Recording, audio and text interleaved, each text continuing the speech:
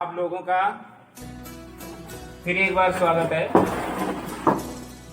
आपने पिछले क्लास में देखा कि कैसे नर जनन तंत्र के बारे में जाना। नर जनन तंत्र के बारे में हमने जाना, उसके कितने प्राथमिक अंग होते हैं, कितने सहायक अंग होते हैं, और फिर उन सभी अंगों के बारे में डिटेल से जाना।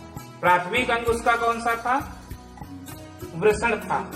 वृषण प्राथमिक अंग था। उसके बाद वृषण क्या होता है, वृषण कहाँ होता है, वृषण कितने होते हैं, इनका आकार क्या होता है, इनकी लंबाई क्या होती है, सारी चर्चा हमने पिछले वाले वीडियो में की है। अगर आपने नहीं देखा है तो उस वीडियो को देखिए। फिर उसके बाद में सहायक, देखो प्राथमिक जनन अंग वे होते हैं कि जिनका पूरा का पूरा श्रेय जनन में होता है, और सहायक और द्वितीयक, सहायक या द्वितीयक जनन अंग वो होते हैं जो जनन में सहायता करते हैं। बाकी उनका मुख्य रोल नहीं होता है, सहायता करते हैं। अपना उनका महत्व है, अगर वो ना हो तो जनन होना कठिन हो जाएगा। लेकिन मुख्य जो है वो नर जनन तंत्र में वृषण है। और आज जो हम टॉपिक लेके चल रहे हैं मादा जनन तंत्र, यानी फीमेल रिप्रोडक्टिव सिस्टम, उसमें और इसमें फिर उसमें सहायक कौन कौन थे, जैसे शुक्र वाहिनियां, शुक्राशय, मूत्राशय, सीसन, कुछ आदि अंग थे। इनके बारे में बारी बारी से हमने जाना था। अब उसके बाद में हमने बताया था कि जो मानव है ये एक लिंगी प्राणी है, एक में नर और दूसरे में मादा लिंग होता है। तो मादा लिंग या मादा में कितने क्या भाग होते हैं उसके बारे में हम बता रहे हैं। तो मादा में जो प्राथमिक जनन अंग होता है उसका नाम आप बताइएगा। प्राथमिक जनन अंग कौन होता है? अंडाशय। क्या होता है? अंडाशय, ओवरी।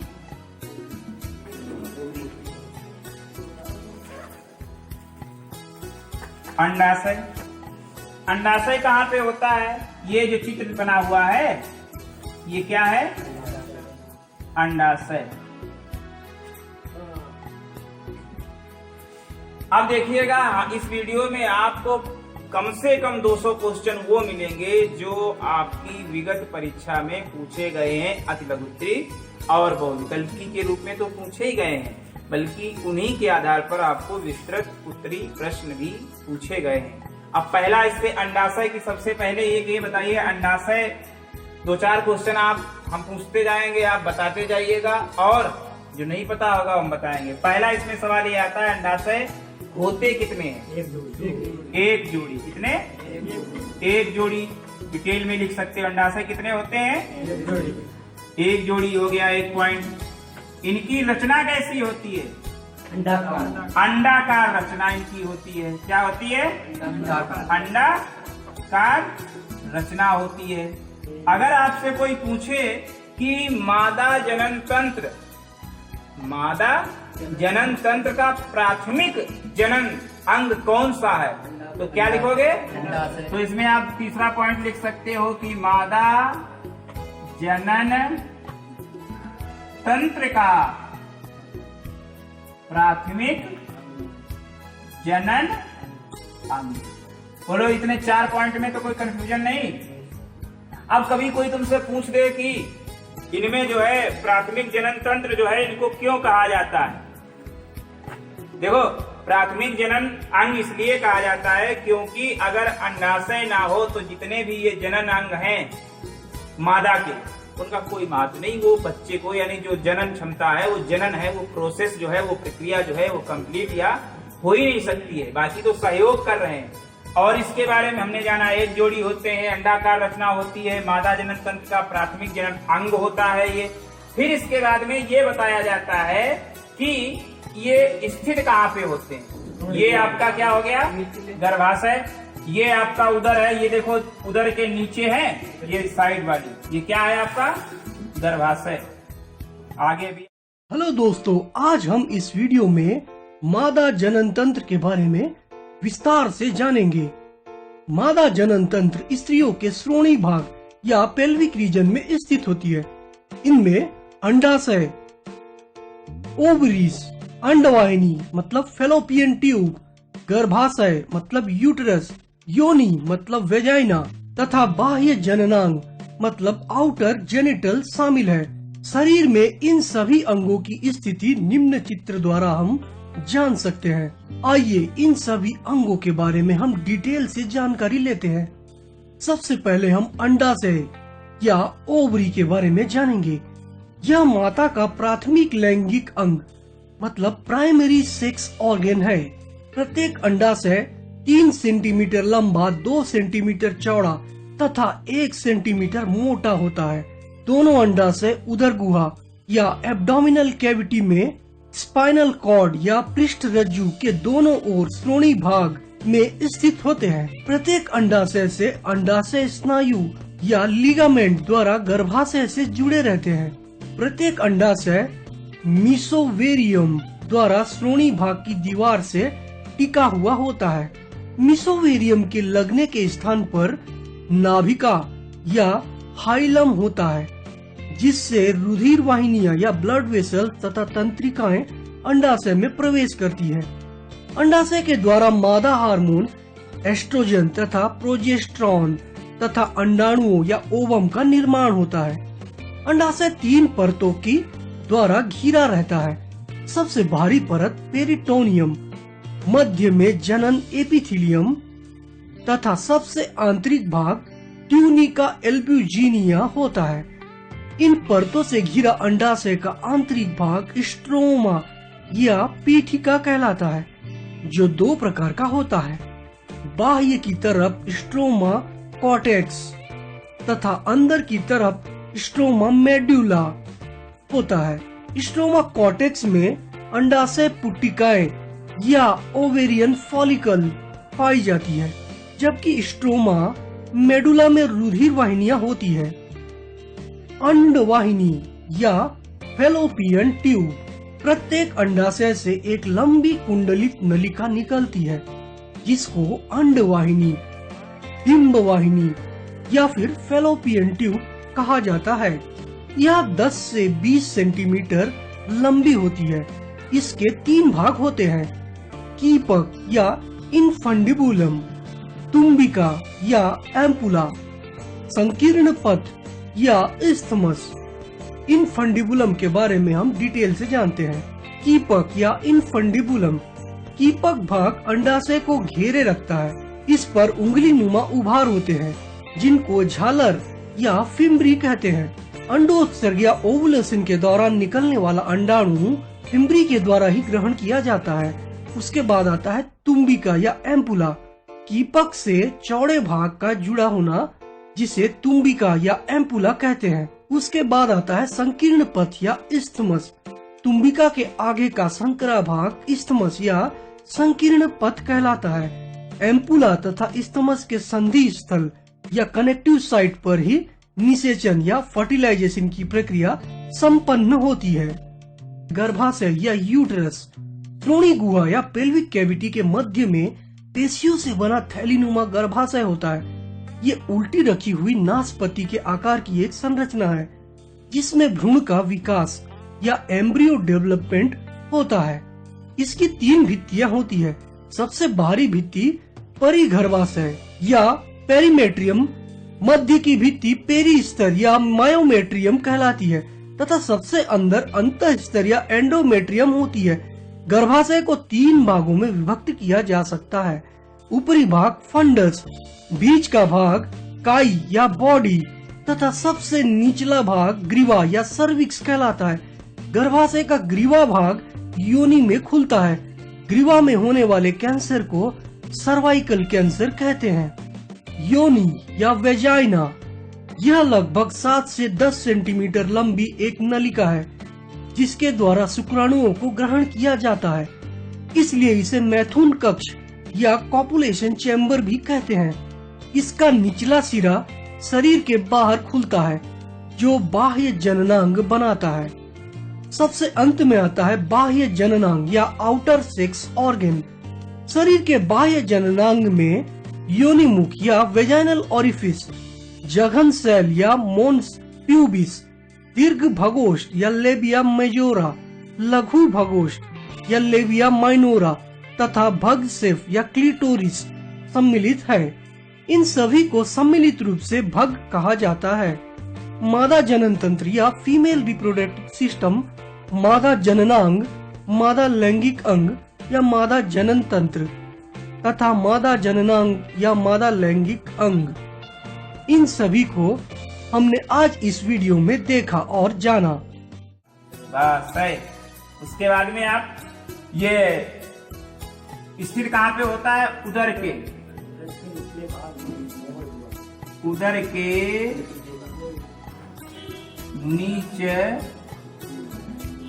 निचले भाग की श्रोणि गुहा में दोनों ओर दाएं बाएं स्थित होते हैं। श्रोणि गुहा में दोनों ओर दाएं बाएं स्थित होते हैं। दाएं, देखो है दाएं और बाएं, ये उधर आपका दोनों श्रेणी गुहा में हो गए। तो बोलो 4 अगर पॉइंट इसमें लिखने को आगे लिख लोगे कि नहीं? और कभी कभी पूछ देता है, अगर तुमसे ये पूछे, देखो पिछली 2018 में आया था एक क्वेश्चन कि मादा जनन तंत्र का प्राथमिक अंग कौन है, तो क्या बताओगे? इसकी रचना कैसी है? अंडाकार है। कितने होते हैं? 2। और अब इसके बाद में इनकी लंबाई क्या होती है? लंबाई इनकी हो गई 2 से 4 सेंटीमीटर तक। 4 सेंटीमीटर लिखी होगी, लेकिन 2 से 4 सेंटीमीटर किसी किसी बुक में लिखा है 2 से 4 सेंटीमीटर क्या है इनकी लंबाई हो गई, और 2.5 सेंटीमीटर चौड़ाई किसकी? भूलोगे तो नहीं?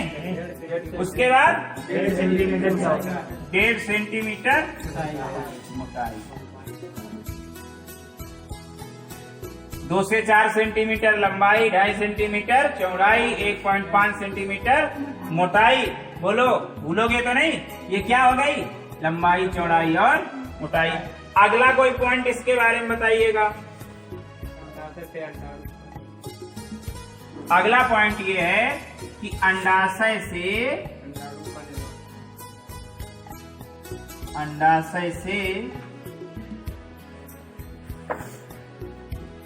अंडाणुओं का निर्माण। ठीक, बहुत ये क्वेश्चन आया कि अंडाणुओं का निर्माण किस अंग से होता है? मादा जनन तंत्र से। किससे होता है? अंडाशय से। सवाल ये भी आता है, हमने बताया था कि वृषण से शुक्राणुओं का निर्माण कम से कम लाखों की संख्या में हो सकता है, लेकिन अंडाशय से अंडाणुओं का निर्माण तो ये हो गया क्या? बहुत इंपॉर्टेंट क्वेश्चन है। अंडाणुओं का निर्माण किससे होता है? किससे होता है? अंडाशय से। और देखिएगा, ये जो जुड़ा हुआ है, ये जो अंडाशय है और ये फैलोपियन ट्यूब गई, और ये जो जुड़ा हुआ है इसका ऐसे, ये इधर भी एक रेखा होती है, इसमें दी नहीं गई, ये तुम्हारे इसमें बनाया नहीं है। ये जो तंतु होते हैं, ये जो है किसके द्वारा जुड़े होते हैं? पेरिटोनियम झिल्ली द्वारा। किससे? पेरिटोनियम झिल्ली।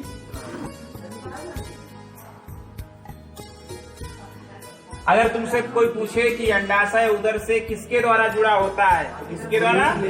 पेरिटोनियम झिल्ली। पेरिटोनियम झिल्ली के द्वारा जुड़ा होता है। कौन? अब ये झिल्ली जो है, झिल्ली जो होती है, ये किससे बनती है? लिगामेंट से। लिगामेंट मतलब स्नायुओं की छोटे छोटे तत्व होते हैं, जैसे मान लिया ऐसे ऐसे ऐसे ऐसे ऐसे करके तत्व जो होते हैं, और फिर ये एक मांसपेशी मतलब पेशी जैसी बना लेते हैं, स्नायु जैसी, फिर इसी को जोड़ देते हैं। तो ये किससे जुड़ी होती है? उधर से पेरिटोनियम झिल्ली द्वारा। तो बोलो, इतने पॉइंट हमने बताए, रचना बताई, और क्या बताया? रचना कैसी होती है? अंडाकार होती है। कितने होते हैं? 1 जोड़ी होते हैं। लंबाई कितनी है? 2 से 4 सेंटीमीटर। चौड़ाई कितनी है? 2.5 सेंटीमीटर। और मोटाई कितनी है? ये प्राथमिक अंग है मादा जनन तंत्र के। और क्या बताया? पेरिटोनियम झिल्ली द्वारा ये क्या होते हैं? जुड़े होते हैं। और अब आगे पॉइंट इसमें बताइएगा कोई एक बात। अंडाशय का आंतरिक भाग, इसका जो आंतरिक भाग ये मतलब ये आंतरिक जो भाग है, आंतरिक भाग जो इसका है अंदर वाला, किसका? आंतरिक भाग किससे बना होता है?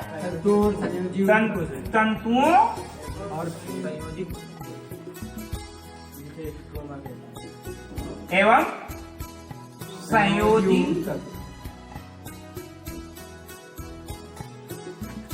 ऊतकों से बना होता है, जिसे स्ट्रोमा कहते हैं। समझ गए? अब तुम कह रहे हो कि तंत्र, देखो हमने जब आपको कोशिका चैप्टर पढ़ा रहे थे, सबसे छोटी सजीव की सबसे क्रियात्मक और संरचनात्मक इकाई कोशिका है। सबसे पहले जो थी वो कोशिका बनी, फिर कई कोशिकाएं मिलकर कोई कोशिकाएं मिलकर ऊतक बने, फिर ऊतक से क्या बने? अंगक। क्या बने? और फिर कई अंगक से मिलकर के क्या बना? अंग तंत्र। अंग तंत्र से मिलकर अंग बने और फिर कई अंगों से मिलकर क्या बना? शरीर बना, मानव का शरीर बना। तो लिखा है तंतुओं एवं संयोजी ऊतक। संयोजी ऊतक मतलब कई ऊतक बनकर के एक ऊतक बनना। संयोजी ऊतक से ये क्या होता है? इसका आंतरिक भाग बना होता है, जिसे स्ट्रोमा कहते हैं। कभी 2017 में शायद ये क्वेश्चन आया भी था कि स्ट्रोमा किसे कहते हैं, तो अब आप भूलोगे नहीं स्ट्रोमा किसे कहते हैं। अंडाशय का आंतरिक भाग जो तंतुओं और संयोजी ऊतकों से मिलकर बना होता है, उसे क्या कहते हैं? स्ट्रोमा कहते हैं। अब अंडाणुओं का निर्माण इससे होता है, अंड जनन के द्वारा जो क्रिया होती है अंडोत्सर्ग। क्या होती है? अंडो उत्सर्ग। अच्छा, आंतरिक भाग तो आपने बता दिया किसके द्वारा? तंतुओं और संयोजी ऊतक के द्वारा बना होता है। बाह्य स्तर किससे बना होता है? बाह्य भाग जो है किससे बना होता है? एपीथीलियम। बहुत ही इंपॉर्टेंट क्वेश्चन है ये, एपीथीलियम। आंतरिक भाग तंतुओं और संयोजी ऊतक से, बाहरी भाग किससे बना होता है? एपीथीलियम के द्वारा बना होता है। अच्छा, फिर उसके बाद में क्या होता है? अंडाणुओं से, जैसे मान लिया अंडाशय जो है अंडाणुओं से निकलते हैं। इसके अलावा भी कभी कभी क्वेश्चन ये आ जाता है कि अंडाशय से निकलने वाले हार्मोन बताइएगा। हार्मोन्स मतलब द्रव्य टाइप के होते हैं, जिनके द्वारा है शरीर में और भी क्रियाएं होती हैं। तो इसमें दो तीन हार्मोन निकलते हैं। आप दो हार्मोन्स का आप नाम बताइएगा।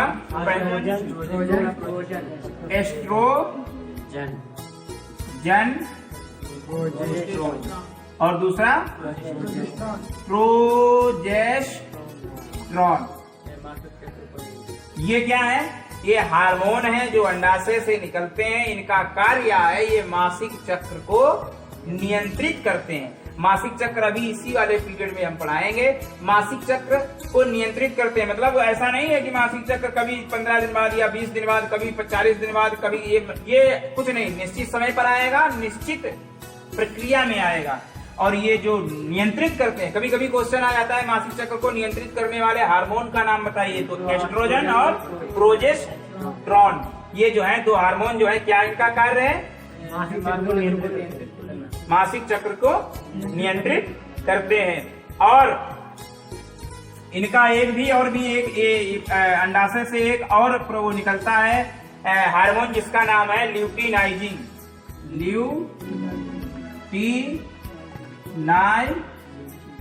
ये क्वेश्चन आया था 2015 में, कल ही हमने देखा था। ल्यूटिनाइजिंग ये हार्मोन निकलता है। इसका कार्य क्या होता है? ये गर्भाशय के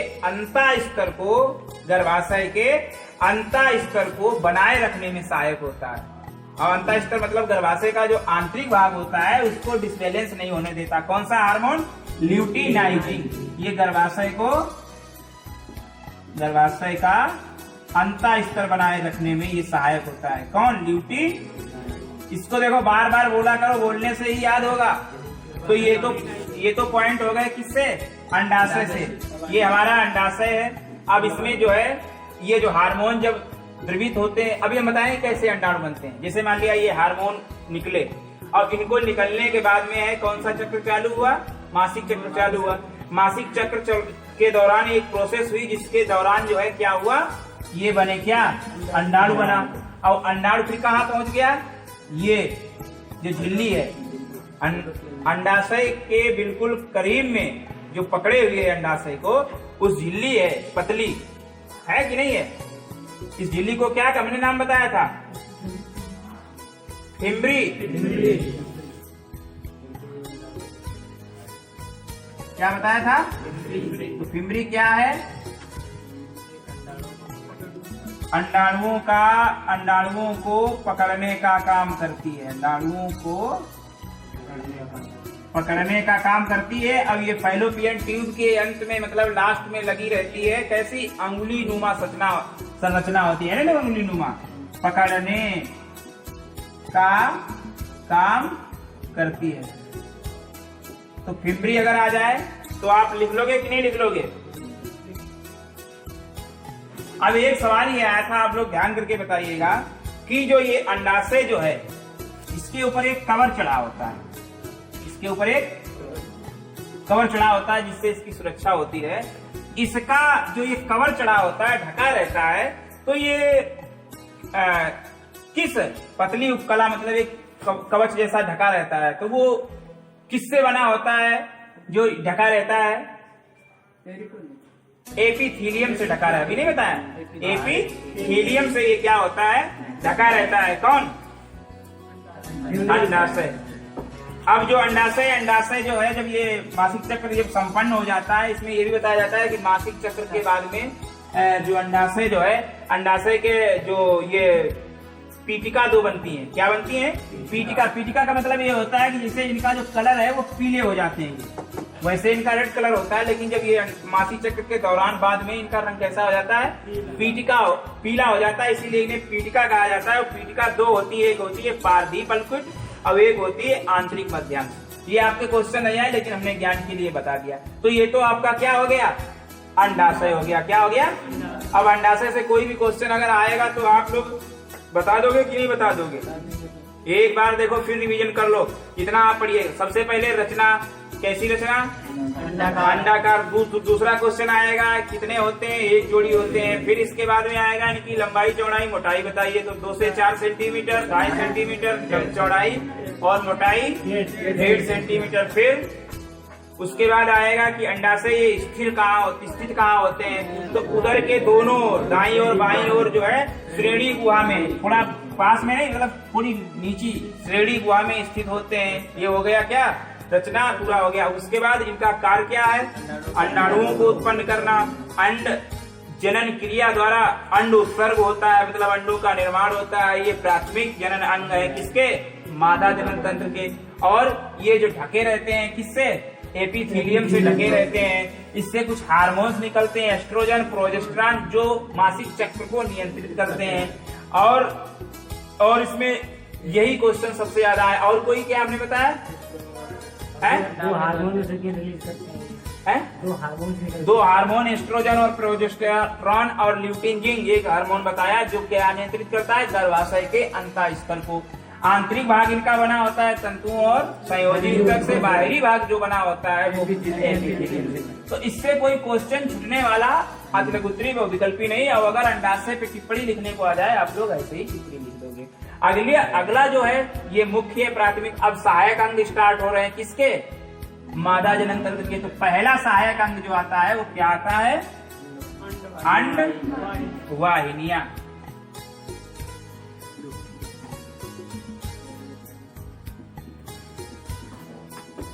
अंड वाहिनियां, इनको क्या कहते हैं? Fallopian tube.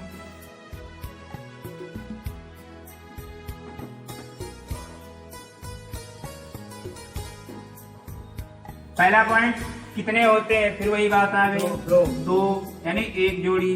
दूसरा पॉइंट, हाँ, ये गर्भाशय के, भाई वही तो रचना है, बस ये नीचे आ गई, वही वाली रचना है। गर्भाशय के दोनों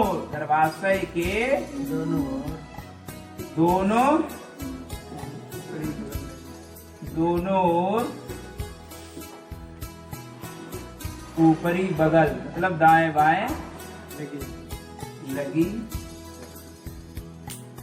रहती है। ये भी लिगामेंट से ही जुड़ी रहती है। इनकी लंबाई 10 से 12। अब दूसरा पॉइंट आ गया कि इनमें जैसे उसकी लंबाई चौड़ाई मोटाई थी, इसकी भी क्या है? लंबाई 10 से 12 सेंटीमीटर। 10 सेंटीमीटर से 12 सेंटीमीटर तक क्या होती है इनकी लंबाई होती है। फिर इनकी जो थोड़ी मोटाई होती है वो वही 2 सेंटीमीटर तक होती है दोनों की। तो ये क्या हो गया, इसकी लंबाई हो गई। अब इसमें क्या होता है, 3 पॉइंट भी भूलोगे तो नहीं विपिन। चौथा पॉइंट है, ये एक सिरा तो इनका क्या होता है, गर्भाशय से जुड़ा रहता है। एक जो है, एक सिरा जो है गर्भाशय से, गर्भाशय से देखो एक जुड़ा है, ये जुड़ा, और दूसरा सिरा अंडाशय से। एक सिरा गर्भाशय से जुड़ा और दूसरा सिरा अंडाशय से जुड़ा, दूसरा सिरा अंडाशय से जुड़ा रहता है। तो समझ गए कि नहीं समझ गए? अब फिर इनके जो अंडवाहिनियां जो होती हैं, इनके अंत में एक अंगुली नुमा रचना होती है जिसे हम फिब्री पहले ही तुम्हें बता चुके हैं। क्या बताया? फिब्री। और जब ये बाहर निकलता है अंडाशय से अंडाणु, तो इनका क्या कर लेती हैं, पकड़ लेती हैं। और फिर जो पकड़ने के बाद में जो अंडाणु है कहाँ पहुंच जाता है, फैलोपियन के कहाँ पहुंच जाता है, उदर गुहा में। कहाँ पहुंच जाता है, नलिका की जो गुहा होती है फैलोपियन ट्यूब में, ये वाली, इसमें पहुंच जाता है। अब आप सोचिएगा, एक क्वेश्चन आया था, नीट का क्वेश्चन है कि मानव जनन तंत्र में निषेचन कहाँ होता है। 3 प्रोसेस होती हैं जनन की। एक क्या होता है, युग्मनज, निषेचन और भ्रूणी विकास। तो युग्मनज मतलब 2 युग्म, जब शुक्राणु और अंडाणु मिलते हैं तो उसको युग्मनज, फिर उसके बाद निषेचन, उसी के बाद प्रोसेस चालू होती। तो कह रहा था कि मानव जनन तंत्र में निषेचन की प्रोसेस, फर्टिलाइजेशन प्रोसेस कहाँ संपन्न होती है? तो आप बताएंगे फैलोपियन ट्यूब में। ये वाला भाग जो है, यही आगे वाला भाग जो है यौन में बदल जाता है। तुमने देखा होगा, पहले ये गर्भाशय, गर्भाशय के बाद में जो है यही सकरा भाग जो है छिद्र रूप में आगे यौन में बदल जाता है। इससे शुक्राणु आता है और ये यहीं पे मिलता है। यहीं पे क्या होता है, निषेचन की क्रिया संपन्न होती है। तो अगर तुमसे कोई पूछे कि निषेचन, मानव जनन तंत्र में निषेचन की क्रिया कहाँ संपन्न होती है, तो आप क्या बताओगे? तो लिखिएगा, मानव जनन तंत्र में, बहुत इंपॉर्टेंट क्वेश्चन है, मानव जनन तंत्र में निषेचन की क्रिया यही संपन्न होती है। संपन्न, बोलो इतने क्वेश्चन हमने बताया, इसमें से कौन समझ में नहीं आया? तो गया, निषेचन हुआ। फिर अगला इसमें कोई पॉइंट बताइएगा।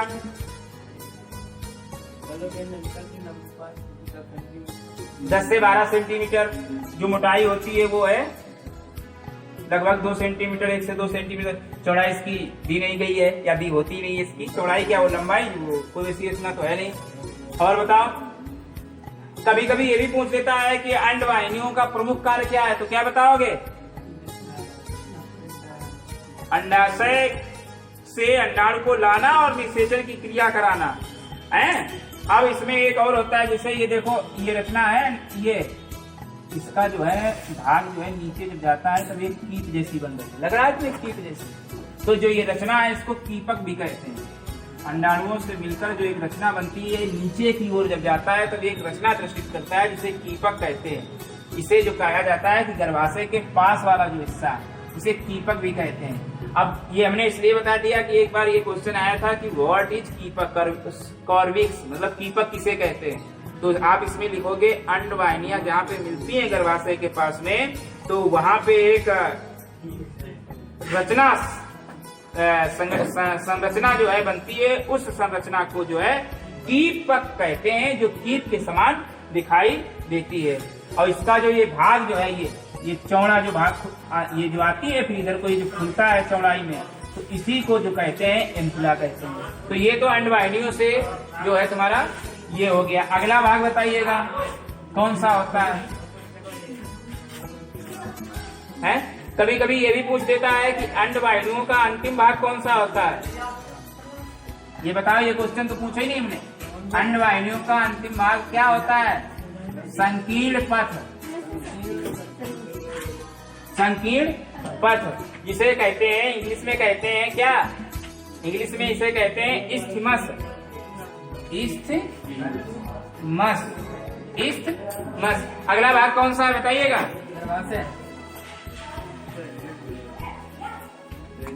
अगला भाग क्या है? कम से कम नहीं तुम्हारे 55 क्वेश्चन हो चुके हैं और एक भी अतलगोत्री बहुविकल्पिक है भाई। गर्भाशय, अंडाशय से और अंडवाहिनियों से कम 55 क्वेश्चन हो चुके हैं, 50-55 क्वेश्चन। अब अगला भाग आ गया गर्भाशय।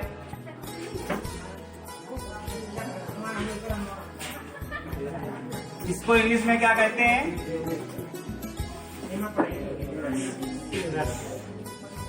यूटेरस है। यूटेरस क्या होता है? ये हो गई फैलोपियन ट्यूब, ये हो गया अंडाशय, ये वाला जो भाग है ये तुम्हारा क्या कहलाता है? गर्भाशय। क्या कहलाता है? अब इसमें क्या है? इसकी सबसे पहले आप बताइएगा इसकी रचना कैसी होती है? नास। अच्छा, कभी कभी क्वेश्चन में आ जाए कि गर्भाशय की रचना कैसी होती है, तो उसमें 4 ऑप्शन दिए हो, सीधी नाशपाती की तरह, नाशपाती की तरह, उल्टी नाशपाती की तरह, इनमें से कोई नहीं। उल्टी नाशपाती। ये तो ऊपर की बात है, अंदर की बात ये है कि गर्भाशय की रचना जो उल्टी नाशपाती दिख नहीं रहा ऊपर होता है। सोचो तुम, नाशपाती का ऊपर वाला भाग थोड़ा संकीर्ण होता है ना, नीचे वाला चौड़ा, तो इसमें तो नीचे वाला चौड़ा ऊपर वाला, तो ये कैसी है? उल्टी जैसी है नाशपाती। देखो ना, संकीर्ण तो नीचे वाला भाग है ना, तो नाशपाती वो भी उल्टा। लेकिन सामान्य तौर पे आप लिखोगे नाशपाती की तरह 22 चांस जैसे ऑप्शन में आ जाए तो उल्टी नाशपाती की तरह संरचना होती है। स्थित कहाँ होते हैं? श्रोणी गुहा में ये क्या होते हैं? निश्चित होते हैं। कभी कभी एक दिन आंसर आ गया कि निम्न में से बच्चा रानी किसे कहते हैं? क्वेश्चन आया कि निम्न में से बच्चा रानी किसे कहते हैं? तो अंडवाहिनी आ गया, अंडाशय आ गया और फिर गर्भाशय आ गया। तो तुम लोग जो है कंफ्यूज मत हो जाना कि निषेचन जो है अंडवाहिनियों में होता है तो वो बच्चा रानी होता होगा। इसी को क्या कहते हैं? इसका दूसरा नाम क्या है? बच्चा। समझ रहे हो? और बताइएगा इसका लंबाई चौड़ाई फिर नाप लेते हैं। लंबाई इसकी कितनी है? गर्भाशय की लंबाई होती है 7.5 सेंटीमीटर, चौड़ाई 5 सेंटीमीटर, चौड़ाई होती है 5 सेंटीमीटर और 3.5 सेंटीमीटर मोटाई कितनी? 3.5 सेंटीमीटर। 3.5 सेंटीमीटर क्या होती है इसकी? मोटाई होती है। तो ये क्या है? लंबाई चौड़ाई मोटाई हो गया। और अंडाशय की लंबाई कितनी मैंने बताई थी? 4.5। बड़ी इतनी देर में आंसर दे पाया यार। 4 सेंटीमीटर लंबाई, चौड़ाई और मोटाई 1.5। तो भूलोगे तो नहीं? तो ये हो गया 7.5, 5 और 3.5 सेंटीमीटर मोटाई। अब इसमें जो है ये एक कोण जैसे बनाते हैं, गर्भाशय के ऊपर कोण ऐसे बन रहा है, ये जैसे ऐसी रचना हो यही तो कोण कहलाता है। तो ये कोण जैसे बनाते हैं, ये अंडवाहिनियां होती हैं। क्या होती हैं? अंडवाहिनियां ऊपर की तरफ खुलती हैं। अच्छा, जो इसका नीचे वाला जो भाग है, इसका जो निचला भाग है क्या है? निचला सकरा भाग जो है इसे क्या कहते हैं? ग्रीवा कहते हैं। ये क्वेश्चन कई बार आया है, टेट का क्वेश्चन है, ग्रीवा किसे कहते हैं? तो गर्भाशय का निचला और सकरा भाग जो सर्विक्स, उसे क्या कहते हैं? ग्रीवा। और यही भाग जो नीचे की तरफ आगे इसमें परिवर्तित हो जाता है, योन में परिवर्तित हो जाता है। और गर्भाशय की जो भित्ति होती है, गर्भाशय भित्ति जो होती है वो किसकी बनी होती है? पेशी होती है। नहीं समझ पाए? इसमें जो है हड्डियां नहीं होती गर्भाशय, इसीलिए कह रहा है पेशी। और नरजनन तंत्र में किसमें पेशी होती? मांसपेशियों का बना होता है शिशन, उसमें भी हड्डियों का नहीं होता है ना। तो ये कैसा गर्भाशय होता है? इसकी भित्ति किससे बनी होती है? पेशी होती है। और इसके अंदर जो है खाली जगह होती है। क्या होती है? खाली जगह होती है। तो इतने पॉइंट आप लोगों ने जाने। आगे जानिएगा इसका प्रमुख कार्य क्या है।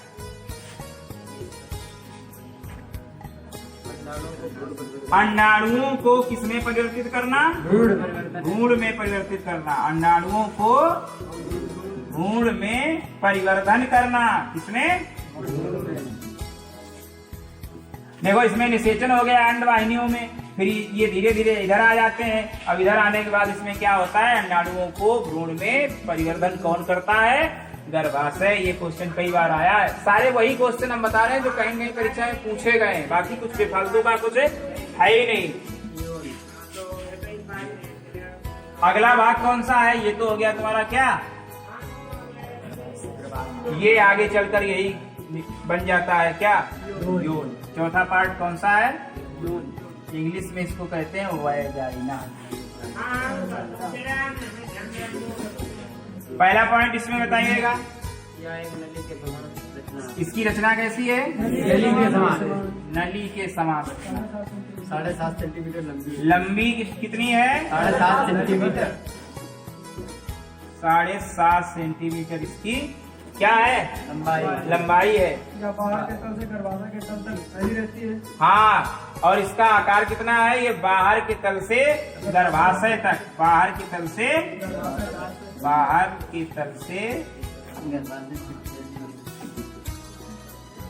गर्भाशय तक फैली हुई होती है। तो ये 3 पॉइंट इसके हो गए। और बताओ चौथा पॉइंट, और इसका कार्य क्या है, इसके समान मूत्राशय तथा मलाशय स्थित होती है।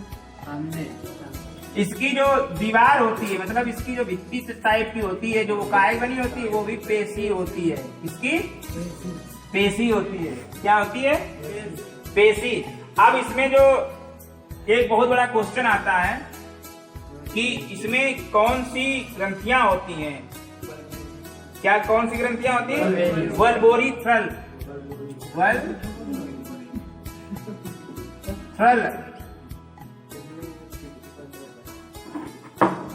ग्रंथियां होती हैं। ये एक द्रव्य स्रावित करती हैं और जो है संभोग के समय जो है चिकनापन प्रदान करता है, वल्बोरी थ्रल ग्रंथ के कारण, है ना, ये ग्रंथियां पाई जाती है। द्रव्य का नाम होता है ल्यूटियस। अब इसका अगला भाग बाहर की तरफ खुलता है, पीछे वाला भाग गर्भाशय से ग्रीवा से जुड़ा होता है। ग्रीवा नहीं, निचला वाला भाग, यहाँ तक ग्रीवा आया, यहाँ तक, फिर उसके बाद में जो है ये ग्रीवा जो है, ग्रीवा से कौन जुड़ा, योन जुड़ी। अगला भाग बताइएगा, योन के ऊपर एक छोटा मटर के दाने जैसा भाग स्थित होता है। हाँ, उसको क्या कहते हैं, भाग शिशिनिका,